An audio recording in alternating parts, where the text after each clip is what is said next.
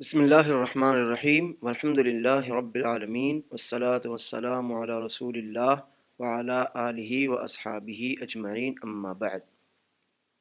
حاضرین کرام، ہم نے اس کے پہلے کی کڑی میں وضو کا طریقہ اور وضو کو توڑنے والے امور سے متعلق جان لیا ہے۔ اب انشاءاللہ اس کڑی میں ہم تیمم کا طریقہ جاننے کی کوشش کریں گے۔ اللہ رب العالمین فرماتا ہے فَلَمْ تَجِدُوا مَاءً فَتَيَمَّمُوا صَعِيدًا طَيِّبًا فَامْسَحُوا بِوُجُوهِكُمْ وَأَيْدِيكُمْ مِنْهُ۔ اگر آپ کو پانی نہ ملے تب پاکیزہ مٹی کا قصد کرو اور پاکیزہ مٹی سے اپنے چہروں اور ہاتھوں کا مسح کر لو۔ اللہ عز و جل کا یہ فرمان تیمم کے مسئلے کی بنیادی دلیل ہے۔ تیمم کی شروعات کب اور کیسے ہوئی، اس سلسلے میں عائشہ رضی اللہ عنہا فرماتی ہیں کہ ایک بار رسول اللہ صلی اللہ علیہ وسلم سفر میں تھے اور عائشہ رضی اللہ عنہا بھی آپ کے ساتھ تھیں، صحابہ کرام تھے۔ جب ایک مقام بیدا یا ذات الجیش میں پہنچے تو اللہ کے رسول صلی اللہ علیہ وسلم نے یہاں پڑاؤ ڈالا۔ جب چلنا چاہا تو عائشہ رضی اللہ عنہا کا ہار گم پایا، چنانچہ آپ وہیں رک گئے اور قافلے والوں کو بھی وہیں رکنے کا آپ نے حکم دیا۔ اب صحابہ کرام میں یہ بات ہونے لگی کہ عائشہ رضی اللہ عنہا کی وجہ سے ایسی جگہ ہم کو رکنا پڑ گیا کہ جہاں پر پانی نہیں ہے۔ یہ بات ابو بکر صدیق رضی اللہ عنہ کو معلوم ہوئی تو وہ نبی صلی اللہ علیہ وسلم کے حجرے میں آئے، دیکھا کہ نبی صلی اللہ علیہ وسلم عائشہ رضی اللہ عنہا کی گود میں سر رکھے آرام فرما رہے ہیں۔ آپ کو نیند لگی ہوئی تھی۔ عائشہ رضی اللہ عنہا کے پاس گئے اور عائشہ سے کہا کہ تم نے رسول اللہ صلی اللہ علیہ وسلم کو اور تمام لوگوں کو ایسی جگہ روک دیا ہے کہ جہاں پر پانی نہیں ہے، پانی کا کوئی انتظام نہیں ہے۔ یہ کہہ کر عائشہ رضی اللہ عنہا کو انہوں نے تھوڑا سا ہلکی سی مار دی۔ عائشہ رضی اللہ عنہا کہتی ہیں کہ نبی صلی اللہ علیہ وسلم چونکہ میری گود میں سر رکھے آرام فرما رہے تھے اس لیے میں ہلچل نہ کر سکی۔ اس کے بعد صبح کا وقت ہوا، پانی نہیں تھا، نماز پڑھنی ضروری تھی، تو اللہ تعالیٰ نے تیمم کی یہ آیت نازل فرمائی جو ابھی آپ نے سنی ہے۔ تو اس پر رسول اللہ صلی اللہ علیہ وسلم اور صحابہ کرام نے تیمم کر کے نماز پڑھی اور اسید بن حضیر رضی اللہ عنہ نے کہا ما هذه باول برکتکم یا آل ابی بکر، اے ابو بکر کے گھرانے والو، یہ تمہاری پہلی برکت نہیں ہے۔ مطلب یہ ہے کہ اس سے پہلے بھی اللہ تعالیٰ تمہاری وجہ سے ہم لوگوں پر اور بھی بہت سی برکتیں نازل فرما چکا ہے۔ تو یہی وہ موقع تھا جب تیمم کی مشروعیت والی آیت نازل ہوئی اور اللہ کی طرف سے مسلمانوں کے ساتھ یہ آسانی کی گئی کہ آپ کو نماز کے لیے وضو کرنا ہے، لیکن اگر وضو کرنا ممکن نہ ہو، جیسے کہ پانی نہیں ہے، تو بے شک آپ تیمم کر سکتے ہیں۔ فَتَيَمَّمُوا صَعِيدًا طَيِّبًا فَامْسَحُوا بِوُجُوهِكُمْ وَأَيْدِيكُمْ مِنْهُ، پاکیزہ مٹی سے آپ اپنے چہروں اور ہاتھوں کا مسح کر لیجئے۔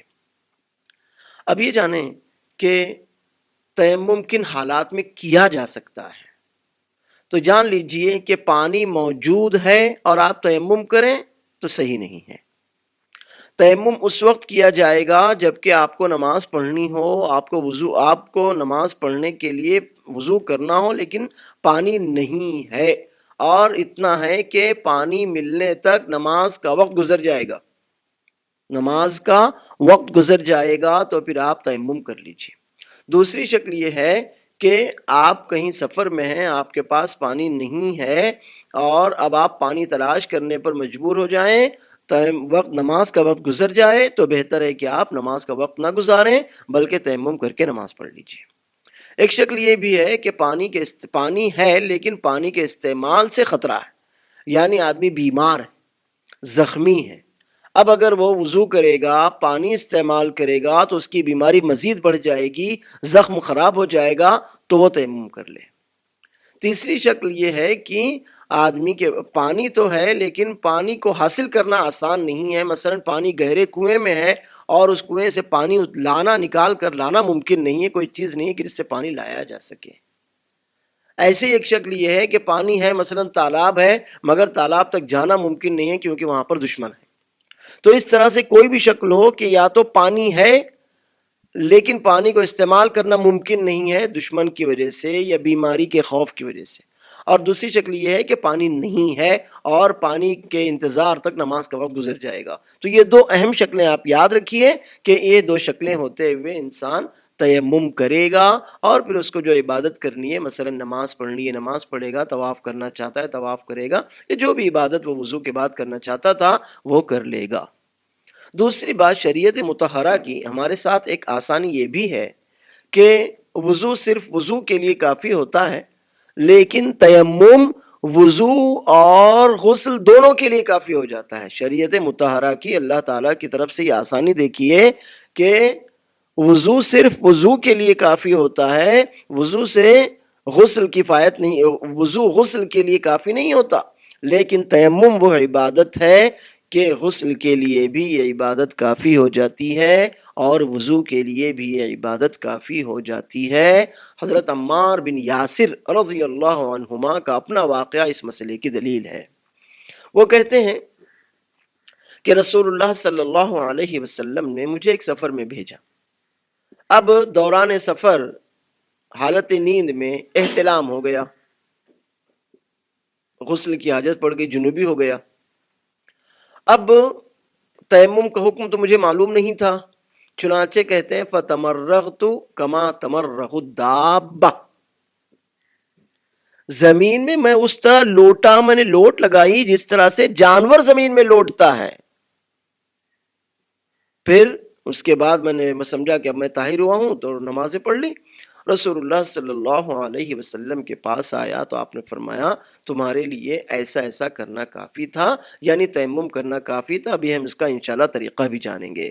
تو اس حدیث سے یہ معلوم ہوتا ہے کہ تیمم وضو کے لیے بھی کافی ہو جاتا ہے اور تیمم غسل کے لیے بھی کافی ہو جاتا ہے. یہ اللہ تعالیٰ کا اس امت پر بڑا احسان ہے کہ اس نے اتنی آسانی ہمارے ساتھ کی کہ اگر غسل کی ضرورت ہو تیمم کر سکتے ہیں, وضو کی ضرورت ہو تیمم کر سکتے ہیں, لیکن یہی دو شرطیں ہیں. ایک تو یہ ہے کہ پانی نہ ہو اور دوسری یہ ہے کہ پانی ہے مگر اس کا استعمال ممکن نہ ہو. اب ہم یہ دیکھیں کہ تیمم کا طریقہ کیا ہے. اللہ کے رسول صلی اللہ علیہ وسلم نے جو طریقہ سکھایا ہے وہ طریقہ یہ ہے کہ عمار بن یاسر رضی اللہ عنہما یا ان کے علاوہ بھی اور صحابہ کرام کہتے ہیں فضرب بيديه الارض ثم مسح بهما وجهه وكفيه. بس نبی صلی اللہ علیہ وسلم نے اپنے دونوں ہاتھوں کو یعنی بکفئی ہے دونوں ہتھیلیوں کو آپ نے زمین پر مارا, پھر دونوں ہتھیلیاں اپنے چہرے پر اور دونوں ہاتھوں پر یعنی یہاں پر پھیر لیں. بس یہی ہے تیمم کا, یہی سب سے آسان اور بہتر طریقہ ہے. گرچہ بعض علماء یہ کہتے ہیں کہ تیمم میں 2 بار زمین پر ہاتھ مارا جائے گا. پہلی بار زمین پر ہاتھ ماریں گے, چہرے پر پھیریں گے, پھر زمین پر ہاتھ ماریں گے, دونوں ہاتھ یعنی ہتھیلیوں پر پھیریں گے. ایک قول تو یہ بھی ہے. ایک قول یہ بھی ہے کہ تیمم میں دونوں ہاتھ کوہنیوں تک مسح کیا جائے گا, یعنی پہلے آپ ہتھیلیاں زمین پر ماریں, چہرے پر پھیریں اور پھر اس کے بعد یہاں جہاں سے ہم وضو میں جو ہاتھ دھوتے ہیں تو ایسا دونوں ہاتھ ایک دوسرے پر پھیر لیے جائیں گے. لیکن جو سب سے زیادہ صحیح قول ہے وہ یہی ہے جیسے کہ آپ نے رسول اللہ صلی اللہ علیہ وسلم کا یہ عمل مبارک سنا فضرب بکفیہ بیدیہ الارض ثم مسح بهما وجهه وکفیہ کہ نبی صلی اللہ علیہ وسلم نے اپنے دونوں ہاتھ یعنی دونوں ہتھیلیاں زمین پر ماری, پھر ان دونوں ہتھیلیوں کو اپنے چہرے پر اور اپنی دونوں ہتھیلیوں پر پھیر لیا. اب پہلے کس پر پھیرنا ہے؟ کیا پہلے دونوں ہتھیلیاں چہرے پر پھیرنا ہے یا دونوں ہتھیلیاں آپس میں ایک دوسری پر پھیرنا, ایک دوسری پر ملنا ہے؟ گرچہ علماء کے دونوں قول ہیں. بعض علماء یہ کہتے ہیں کہ پہلے جب آپ زمین پر ہاتھ ماریں تو دونوں ہتھیلیاں آپس میں ایک دوسری پر پھیریں اور پھر چہرے کا مسح کریں, اور دوسرا قول یہ ہے کہ پہلے چہرے کا مسح کریں پھر دونوں ہتھیلیوں کو آپس میں مل لیں, ایک دوسری پر پھیر لیں. اور یہی زیادہ صحیح ہے کہ پہلے چہرہ پھر ہتھیلیاں، جیسے کہ حدیث کے الفاظ ہیں ثم مسح بہما وجہہ وکفیہ، نبی صلی اللہ علیہ وسلم نے دونوں ہتھیلیاں زمین پر ماری اور پھر ان دونوں کو اپنے چہرے پر اور اپنی ہتھیلیوں پر پھیر لیا، ہتھیلیوں پر مل لیا۔ یہی زیادہ بہتر ہے کہ آپ تیمم کرنا چاہیں تو زمین پر دونوں ہاتھ ماریں اور اس کے بعد اپنے دونوں ہاتھ یعنی دونوں ہتھیلیاں چہرے پر اور پھر دونوں ہتھیلیوں پر پھیر لیں۔ اگر آپ نے زمین پر مٹی پر ہاتھ مارے ہیں اور مٹی زیادہ لگ گئی ہو تو بے شک آپ پھونک بھی سکتے ہیں۔ نبی صلی اللہ علیہ وسلم سے یہ بھی ثابت ہے کہ آپ نے دونوں ہتھیلیاں زمین پر ماری، مٹی زیادہ لگ گئی تھی تو آپ نے اس طرح سے ان پر پھونک لیا۔ آپ مٹی کو پھونک بھی سکتے ہیں، اور اگر مٹی کم ہی لگی ہو، ہلکی سی ہو، تب تو کوئی مسئلہ ہی نہیں ہے، آپ ویسے ہی اپنے چہرے اور ہتھیلیوں پر اپنے دونوں ہاتھ دونوں ہتھیلیاں پھیر سکتے ہیں۔ اب یہ ہو گیا تیمم کا طریقہ۔ اللہ تعالیٰ کا جو فرمان ہے فَتَيَمَّمُوا صَعِيدًا، سعید کسے کہتے ہیں؟ تو سعید کا کے معنی میں اگرچہ علماء کرام رحمہم اللہ کے درمیان اختلاف ہے کہ سعید کسے کہیں گے، لیکن سب سے زیادہ صحیح بات یہ ہے کہ سعید کا مطلب ہی ہوتا ہے روئے زمین، یعنی زمین یعنی تراب۔ اللہ کے رسول صلی اللہ علیہ وسلم فرماتے ہیں وَجُعِلَتْ تُرْبَتُهَا لَنَا طَهُورًا، وَجُعِلَتْ تُرْبَتُهَا لَنَا طَهُورًا، زمین کی مٹی ہمارے لیے پاکی حاصل کرنے کا ذریعہ بنا دی گئی۔ اس سے یہ معلوم ہوا کہ اللہ تعالیٰ کا یہ جو فرمان ہے فَتَيَمَّمُوا صَعِيدًا طَيِّبًا، پاکیزہ سعید سے تیمم کرو، پاکیزہ مٹی سے تیمم کرو۔ مطلب یہ ہے کہ کوئی مٹی ہو یا دھول ہو اس پر ہم تیمم کر سکتے ہیں، لیکن جیسے آج کل کی جو دیواریں ہیں کہ جن پر آئل پینٹ ہوتا ہے یا اور طرح کے پینٹ ہوتے ہیں جن میں کوئی مٹی کوئی دھول نہیں ہوتی، تو پھر ہم ان پر تیمم نہ کریں۔ اسی طرح سے ہمارا فرش ہوتا ہے، چکنا فرش ہے، اس پر کسی طرح کی مٹی یا دھول نہیں ہے تو پھر ہم اس پر بھی تیمم نہ کریں۔ مٹی ہو دھول ہو بے شک ہم اس پر تیمم کر سکتے ہیں، لیکن یہ پینٹ والی دیواروں پر، چکنے پتھروں پر، فرش پر ہم تیمم نہ کریں، بلکہ مٹی کا ہی ہم اس سلسلے میں خیال رکھیں۔ گرچہ بعض علماء کہتے ہیں کہ زمین سے نکلنے والی ہر چیز سے تیمم کر سکتے ہیں، لیکن یہ بات صحیح نہیں، جیسے کہ رسول اللہ صلی اللہ علیہ وسلم کا فرمان مبارک اسے واضح کر رہا ہے وَجُعِلَتْ تُرْبَتُهَا لَنَا طَهُورًا، زمین کی مٹی ہمارے لیے پاکیزگی حاصل کرنے کا ذریعہ بنا دی گئی ہے۔ حاضرین کرام، یہ ہے تیمم کا طریقہ، یہ ہے تیمم کی مشروعیت، تیمم کی ضرورت اور کس چیز سے ہم تیمم کر سکتے ہیں اس کا بیان۔ اب وہ چیزیں جو تیمم کو توڑتی ہیں وہ وہی ہیں جو وضو کو توڑتی ہیں۔ جن امور سے وضو ٹوٹ جاتا ہے، یعنی پیشاب پاخانے کی جگہ سے کچھ نکل جائے، یا اونٹ کا گوشت بندہ کھا لے، یا اس کی عقل زائل ہو جائے گہری نیند سونے کی وجہ سے، یا بے ہوش ہو جانے کی وجہ سے، یا شرمگاہ کو بغیر کسی حائل کے شہوت کے ساتھ ہاتھ لگا لے، ان امور سے وضو ٹوٹ جاتا ہے تو انہی امور سے تیمم ٹوٹ جاتا ہے۔ اور تیمم اگر غسل کے لیے کیا گیا تھا تو جن امور سے غسل جنابت کی ضرورت پڑتی ہے انہی امور سے غسل تیمم ٹوٹ جائے گا۔ تیمم مردوں اور عورتوں دونوں کے لیے یکساں ہے، اس میں کسی طرح کا کوئی اختلاف کوئی مسئلہ نہیں ہے۔ عورتیں بھی اسی طرح سے تیمم کریں گی جس طرح سے مرد تیمم کرتے ہیں، دونوں ہتھیلیاں زمین پر مار کر چہرے پر انہیں پھیر لیا جائے گا اور پھر دونوں ہتھیلیوں کو آپس میں مل لیا جائے گا۔ یہ ہوا تیمم کا طریقہ اور یہ ہو گئیں وہ باتیں کہ جن سے تیمم ٹوٹ جاتا ہے۔ اب یہ مسئلہ جان لیجئے کہ تیمم کر کے آپ نماز پڑھ سکتے ہیں، قرآن کریم کی تلاوت کر سکتے ہیں، خانہ کعبہ کا طواف کر سکتے ہیں، اللہ کا ذکر کر سکتے ہیں، کوئی مسئلہ نہیں۔ جن امور سے جو امور وضو کے بعد انجام دیے جا سکتے ہیں وہ سارے امور تیمم سے انجام دیے جا سکتے ہیں۔ اور اب یہ بھی جان لیجئے کہ جیسے آپ نے کسی نماز کے لیے تیمم کیا تھا، مثلا آپ کو ظہر کی نماز پڑھنی تھی، آپ نے پانی تلاش کیا، پانی نہیں ملا، آپ نے تیمم کیا اور نماز پڑھ لی۔ اب ظہر کا وقت ختم ہونے سے یا آپ کی نماز ختم ہوئی اور پتہ چلا ارے پانی مل گیا ہے، تو کیا آپ کو دوبارہ تیمم کر کے دوبارہ وضو کر کے نماز پڑھنی پڑے گی؟ نہیں، آپ کو دوبارہ وضو کرنے کی اور پھر نماز پڑھنے کی کوئی ضرورت نہیں. آپ نے تیمم کر کے جو نماز پڑھی ہے وہ بالکل صحیح ہے. پھر اس کے بعد مثلا آپ نے ظہر کی نماز تیمم سے پڑھ لی تھی، اب عصر کا وقت ہوا اور آپ کا وہ تیمم باقی ہے، تو پھر آپ کو دوبارہ وضو کرنے کی ضرورت نہیں ہے، لیکن بہتر ہے کہ آپ دوبارہ وضو کر لیجئے، آپ دوبارہ وضو کر لیجئے گرچہ آپ تیمم والی طہارت پر موجود ہیں. اللہ کے رسول صلی اللہ علیہ وسلم نے ایک صحابی کو، بلکہ دو صحابہ کرام کو کسی سفر میں بھیجا، یا وہ خود کسی سفر میں گئے. راستے میں نماز کا وقت ہو گیا، پانی نہیں تھا، تو انہوں نے تیمم کر کے نماز پڑھ لی. نماز ہو گئی، تھوڑی دیر بعد ان کو پانی مل گیا. تو ان میں سے ایک صحابی نے سوچا کہ اب پانی تو ہمیں مل چکا ہے، لہٰذا میں نماز پڑھوں گا. تو انہوں نے پھر وضو کیا اور دوبارہ وہ نماز دہرائی. اور دوسرے صحابی نے نماز نہیں دہرائی، کہا جس وقت نماز مجھ پر فرض ہوئی تھی میں جس حالت میں اسے پڑھ سکتا تھا اس حالت میں طہارت میں نے مکمل کی اور نماز پڑھ لی، لہٰذا مجھے نماز دہرانے کی ضرورت نہیں. جب یہ دونوں نبی صلی اللہ علیہ وسلم کے پاس گئے تو نبی صلی اللہ علیہ وسلم نے دونوں میں سے کسی کو ڈانٹا نہیں. جنہوں نے ڈبل نماز پڑھی تھی ان سے کہا تھا لکل اجر مرتین، تمہیں دوہرا اجر ملے گا.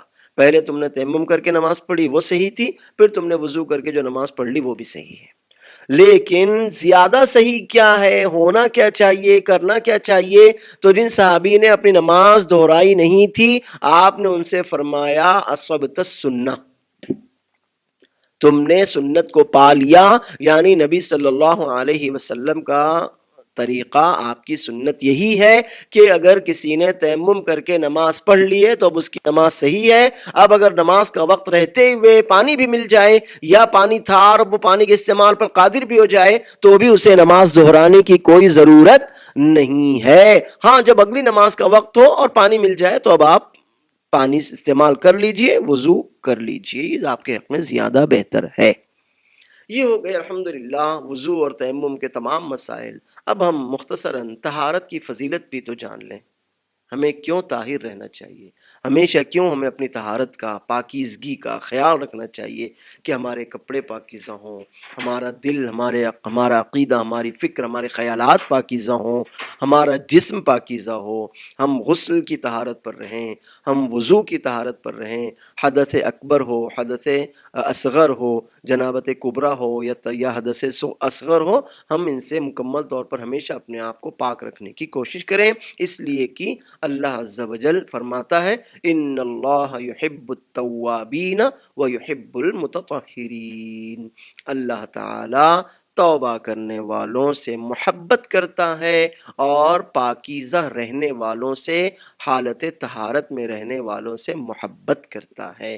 اس لیے ہمیں ہمیشہ پاک رہنے کی کوشش کرنا چاہیے. اور اللہ عز و جل یہ بھی فرماتا ہے واللہ یحب المطہرین، اللہ تعالی پاکیزہ رہنے والوں سے محبت کرتا ہے. ہم میں سے ہر شخص یہ چاہتا ہے کہ اللہ اس سے محبت کرے، وہ اللہ کا محبوب بندہ بن جائے. تو بہت ہی اچھی بات ہے کہ ہم ہمیشہ پاک رہیں. ہم پاک رہیں گے، اللہ عز و جل کے محبوب اور مقرب بندوں میں اللہ اپنے فضل سے ہمیں شامل فرمائے گا.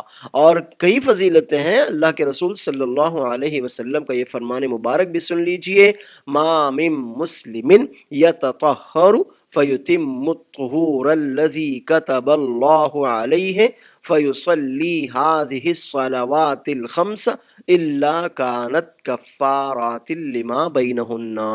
جو بھی مسلمان وضو کرے، مکمل وضو کرے جیسے اللہ نے اس پر فرض کیا، یا طہارت حاصل کرے مکمل جیسے اللہ نے اس پر طہارت حاصل کرنا فرض کیا ہے. وضو کی ضرورت تھی، مکمل وضو کیا.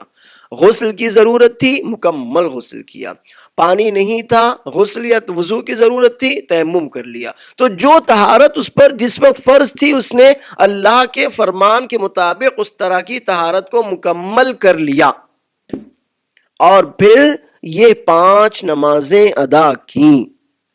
تو یہ اس کا یہ وضو کرنا، اس کا یہ تیمم کرنا، اس کا یہ غسل کرنا، اس کا اپنے آپ کو پاکیزہ کر لینا اور پھر 5 وقت کا نمازیں ادا کرنا، کفارات لما بینہن، نمازوں کے درمیان کے جو کچھ بھی گناہ ہوتے ہیں ان سب کے لیے یہ کفارہ ہو جاتی ہیں۔ یہ وضو کی بڑی فضیلت ہے۔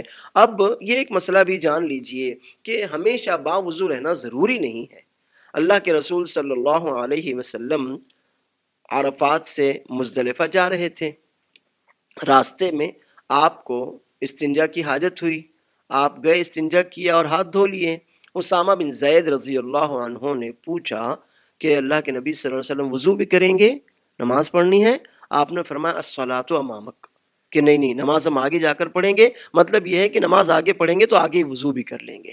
رسول اللہ صلی اللہ علیہ وسلم دراصل یہ بتانا چاہتے تھے کہ ہمیشہ باوضو رہنا ضروری نہیں ہے۔ اگر آپ اس وقت وضو کر لیتے تو بہت سے لوگ یہ سمجھتے کہ جب بھی استنجا کیا جائے وضو کرنا پڑے گا، یا یہ سمجھتے کہ اگر عرفہ سے مزدلفہ یا مزدلفہ سے مینا جائیں تو وضو کرنا پڑے گا۔ تو نبی صلی اللہ علیہ وسلم نے ان کا شک و شبہ بھی دور کر دیا اور لوگوں کے لیے آسانی بھی فراہم فرما دی کہ کوئی بات نہیں، آپ کو جب نماز کی ضرورت ہو تب آپ وضو کیجئے، تیمم کر سکتے ہیں تیمم کیجئے، لیکن ضروری نہیں کہ بندہ ہمیشہ ہی باوضو رہے، ہمیشہ ہی وضو سے رہے، ایسا کوئی ضروری نہیں، لیکن بہتر یہی ہے کہ آدمی ہمیشہ باوضو رہے۔ جیسے کہ آپ نے طہارت کی فضیلت میں اللہ تعالیٰ کا یہ فرمان سنا، ان اللہ یحب التوابین ویحب المتطہرین، یا واللہ یحب المطہرین۔ اب اگلا مسئلہ یہ بھی جان لیجئے کہ ہم اللہ کا ذکر کرنا چاہتے ہیں، تو کیا اللہ کا ذکر کرنے کے لیے مکمل طہارت ضروری ہے؟ نہیں۔ حائضہ عورت ہو، جنوبی آدمی ہو، یا کوئی آدمی جس نے پیشاب پاخانہ کیا ہو یا اس کی ہوا خارج ہوئی ہو، بے شک اللہ کا ذکر کر سکتے ہیں۔ عائشہ رضی اللہ عنہ فرماتی ہیں کان رسول اللہ صلی اللہ علیہ وسلم یذکر اللہ علی کل احیانہ، رسول اللہ صلی اللہ علیہ وسلم اپنے ہر وقت میں، اپنے تمام اوقات میں اللہ تعالیٰ کا ذکر کرتے تھے۔ تو اللہ تعالیٰ کا ذکر آپ بے وضو بھی کر سکتے ہیں، اللہ کا ذکر کرنے کے لیے وضو کی ضرورت نہیں ہے۔ اب مثلا یہی دیکھ لیجئے کہ جب آپ صبح نیند سے اٹھتے ہیں تو نیند سے اٹھنے کے بعد پہلا کام جو آپ کو کرنا ہوتا ہے وہ دعا پڑھنی ہے۔ مثلا الحمد احیانا بعد ما اماتنا والیہ النشور، مثلا یہ دعا الحمدللہ الذی رد علی روحی وعافانی فی جسدی واذن لی بذکری، یہ دعائیں آپ نیند سے اٹھتے ہی فوراً پڑھتے ہیں۔ اگر یہ کہا جائے کہ پہلے وضو کرنا پڑے گا تو دیکھیے وضو سے پہلے بھی بسم اللہ ہے۔ لہٰذا یہ معلوم ہوا کہ آدمی کسی بھی حالت میں، چاہے وہ جنابت کی حالت میں ہو، چاہے وہ بے وضو کی حالت میں ہو، اللہ تعالیٰ کا ذکر کر سکتا ہے۔ اللہ تعالیٰ کا ذکر کرنے کے لیے وضو ضروری نہیں، تیمم ضروری نہیں۔ لیکن ایک روایت آتی ہے کہ رسول اللہ صلی اللہ علیہ وسلم نے استنجا کیا، اتنے میں ایک صحابی نے آپ کو آ کر سلام کیا تو نبی صلی اللہ علیہ وسلم نے جواب نہیں دیا، پہلے آپ ایک کچی دیوار کے پاس گئے، وہاں جا کر آپ نے تیمم کیا اور پھر اس کے بعد ان کے سلام کا جواب دیا، اور پھر یہ فرمایا کہ بغیر وضو اللہ کا ذکر کرنا میں نے پسند نہیں کیا۔ تو یہ دونوں حدیثیں آپ کے سامنے، دونوں میں ہم جمع اس طرح کریں گے کہ بہتر تو یہی ہے کہ آدمی باوضو اور پھر اللہ کا ذکر کرے، لیکن ضروری نہیں ہے۔ اگر وضو کر لینا ممکن ہے تو بہت بہتر ہے، لیکن جیسے آدمی نیند سے جاگے تو وہاں پر وضو کرنا اس کے لیے ممکن نہیں، وہ پہلے نیند سے جاگنے کی دعائیں پڑھے گا، لہٰذا کوئی حرج کی بات نہیں ہے۔ اور پھر عائشہ رضی اللہ عنہ کی روایت بھی وہ کہتی ہیں بعض دفعہ ایسا ہوتا کہ نبی صلی اللہ علیہ وسلم حالت جنابت میں ہوتے اور آپ بغیر پانی کو چھوئے آرام فرما لیتے، سو جاتے تھے۔ تو بغیر پانی کو چھوئے میں دونوں معنی آتے ہیں، یعنی غسل بھی نہیں فرماتے اور وضو بھی نہیں کرتے تھے، کیونکہ اگر وضو بھی کر لیتے تو عائشہ رضی اللہ عنہ یہ فرماتی کہ آپ وضو کر لیتے تھے۔ تو کوئی حرج کی بات نہیں، اگر آپ جنوبی ہیں تو فوراً غسل کر لیجئے، یا کم از کم وضو کر لیجئے، اچھی بات ہے۔ لیکن اگر آپ سوچتے ہیں کہ نہیں ابھی نماز میں وقت ہے اور نماز کا وقت ہونے پر میں غسل کروں گا، وضو کروں گا، تو پھر کوئی حرج کی بات نہیں ہے، آپ درمیانی وقت میں اللہ تعالیٰ کا ذکر کر سکتے ہیں۔ مکمل طہارت سے رہنا چاہیے تاکہ ہم پوری طہارت کے ساتھ اللہ تعالیٰ کا ذکر کریں. لیکن اگر ہم کبھی مکمل طہارت میں نہیں ہیں، کبھی حالت جنابت میں ہیں یا کبھی بے وضو ہیں، تو اور پھر نہ تیمم کر سک رہے ہیں نہ وضو کرتے ہیں، تو بھی اللہ کا ذکر کرنے میں کوئی حرج کی بات نہیں ہے. اپنے عدم طہارت سے رہنے کو آپ کبھی بھی اللہ کا ذکر کرنے کے راستے کا روڑا نہ بنائیے. یہ کہہ کر اللہ کے ذکر سے نہ رکیے کہ ابھی تو میں باوضو نہیں ہوں، ابھی میں کیسے تلاوت کر سکتا ہوں، ابھی میں کیسے درود شریف پڑھ سکتا ہوں، ابھی میں کیسے دعائیں مانگ سکتا ہوں. ایسی کوئی بات نہیں ہے. آپ باوضو ہیں، اچھی بات ہے. وضو سے نہیں ہے، وضو نہیں کر سکتے، تیمم کر لیجئے، اچھی بات ہے. لیکن اگر آپ وضو سے نہیں، تیمم سے نہیں، تو بھی آپ اللہ تعالیٰ کا ذکر کرتے رہیے. یہ مختصر طور پر ہم نے وضو کے تمام مسائل جان لیے ہیں، تیمم کے تمام مسائل جان لیے ہیں، اور ہم یہ جان چکے ہیں کہ تیمم ان تمام امور کے لیے کافی ہو جاتا ہے جن امور کے لیے غسل کافی ہوتا ہے، اور پھر جن امور کے لیے وضو ٹوٹتا ہے، اور پھر تیمم انہی چیزوں سے ٹوٹتا ہے جن سے غسل کی حاجت پڑتی ہے اور جن سے دوبارہ وضو کرنے کی حاجت پڑتی ہے. یہ اس کے علاوہ یہ ہے کہ نماز کا وقت ہو جائے اور اب ہمیں پانی مل جائے تو اب ہم اپنا تیمم چھوڑ کر دوبارہ سے غسل کر لیں. اب ایک مسئلہ تو وضو کر لیں. اب ایک مسئلہ ہے اور جو وضو سے متعلق ہے، تیمم سے نہیں، اور وہ یہ ہے کہ اگر کسی بندے نے موزے، جرابیں، ساکس پہنے ہوئے ہوں تو وہ ان پر مسح کر سکتا ہے یا ان کو دھلنا ہی پڑے گا. حضرت جریر بن عبداللہ رضی اللہ عنہما کہتے ہیں کہ رسول اللہ صلی اللہ علیہ وسلم کو میں نے دیکھا کہ آپ نے استنجا کیا اور پھر اس کے بعد آپ نے اپنے موزوں پر مسح کیا. مغیرہ بن شعبہ رضی اللہ عنہ یہ کہتے ہیں کہ میں رسول اللہ صلی اللہ علیہ وسلم کو وضو کرا رہا تھا، پھر جب پیر دھونے کی بات آئی تو فَأَحْوَيْتُ لِأَنْزِعَ خُفَّيْهِ فَقَالَ دَعْهُمَا فَإِنِّي أَدْخَلْتُهُمَا طَاهِرَتَيْنِ. جب پیر دھونے کی بات آئی تو میں نے چاہا کہ میں آپ کے جو خفین ہوتے ہیں، موزے ہوتے ہیں، چمڑے کے موزے جو آپ نے پہنے ہوئے تھے وہ اتاروں، تو آپ نے فرمایا نہیں نہیں رہنے دو. میں نے جس وقت انہیں پہنا تھا اس وقت میرے دونوں پیر پاک تھے، میں مکمل وضو سے تھا. آپ نے یہ فرمایا فَمَسَحَ عَلَيْهِمَا، اور پھر ان پر مسح کیا. کئی روایات ہیں جن سے یہ ثابت ہوتا ہے کہ اگر آپ نے موزے پہنے ہوئے ہیں، پھر آپ کے وہ موزے چاہے چمڑے کے موزے ہوں کہ جو جوتوں کی طرح استعمال ہوتے ہیں، یا آپ کے وہ موزے عام ساکس ہوں جو آپ عام حالات میں پہنتے ہیں، سردی یا گرمی میں پہنتے ہیں، تو کوئی حرج کی بات نہیں، آپ ان پر مسح کر سکتے ہیں. لیکن بس ایک شرط یاد رکھیے کہ آپ نے جس وقت وہ موزے پہنے تھے اس وقت آپ مکمل وضو سے رہے ہوں.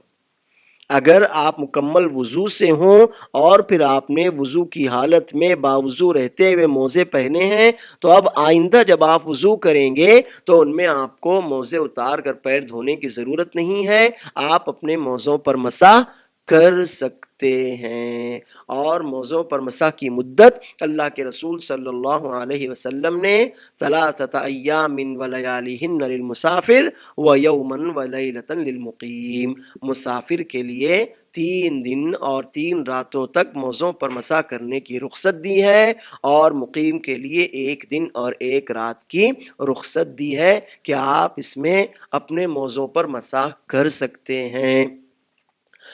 لیکن یہ مدت شروع کہاں سے ہوگی؟ یہ مدت پہلی بار مسح سے شروع نہیں ہوگی، بلکہ مسح کرنے کے بعد جب آپ کا وضو ٹوٹا پھر آپ نے جو مسح کیا وہاں سے اس کی پہلے دن کی مدت یا 3 دنوں کی مدت شروع کی جائے گی. جب آپ کا وضو ٹوٹا تھا، مسح کے بعد جب وضو ٹوٹا تھا پھر آپ نے وضو کیا، وہاں سے مسح کی مدت مانی جائے گی 1 دن اور 1 رات یا 3 دن اور 3 رات.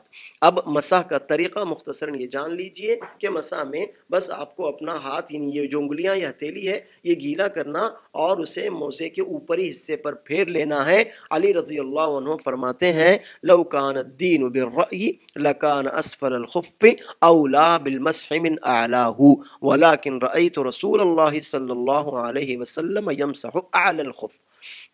اگر دین عقل سے ہوتا تو ہماری عقل تو یہی کہتی ہے کہ موزے کے نچلے حصے کو دھونا چاہیے، صاف کرنا چاہیے، اس پر مسح کرنا چاہیے، لیکن دین عقل سے نہیں ہے بلکہ اللہ کی طرف سے فطری دین ہے۔ اور میں نے رسول اللہ صلی اللہ علیہ وسلم کو موزوں کے اوپری حصے پر مسح کرتے دیکھا ہے۔ تو آپ اپنا ہاتھ یہ گیلی کی انگلیاں، ہاتھ ہتھیلی گیلی کیجئے، اور اوپری حصہ جو آپ کے قدم کا اوپری حصہ ہے، انگلیوں سے ٹخنے تک کا جو حصہ ہے، وہ آپ وہاں تک قدم کے حصے پر انگلیاں پھیر لیجئے، اور اسی طرح سے بائیں ہاتھ ہلکا سا گیلا کر کے بائیں پیر پر پھیر لیجئے۔ تو اس طرح سے آپ کا وضو مکمل ہوا، تیمم مکمل ہوا، اور مسح کا مختصراً مسئلہ بھی آپ نے جان لیا۔ اللہ تعالی مجھ کو اور آپ کو قرآن اور سنت کے مطابق اپنے تمام اعمال انجام دینے کی توفیق عطا فرمائے، آمین۔ وآخر دعوانا الحمد للہ رب العالمین۔